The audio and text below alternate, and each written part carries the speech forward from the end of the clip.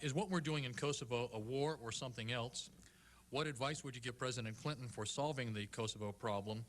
And what's your reaction to a draft-dodging president leading our UN forces in Kosovo, especially pictures of him shaking hands with the troops?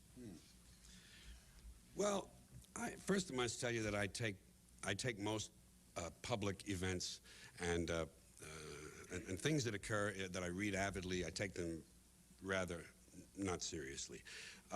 It is nice to see that we're up to that humanitarian bombing again. I used to complain that all we ever bombed were brown people, and now I've had to revise that. Although I would imagine that we've justified the Serbians as being far enough east from Western Europe to classify as some semi-brown group. I really don't have much of an opinion on this. I see this culture as circling the drain in ever faster and tighter circles, and I just observe it and enjoy observing. I root for that demise of this culture. I root for the demise of this species. It just happens to be my hobby to kind of root for all this stuff to go away and give another species a chance, perhaps. I root for the big comet. I root for the big asteroid. I honestly do, and I did that before those movies came out. I honestly do.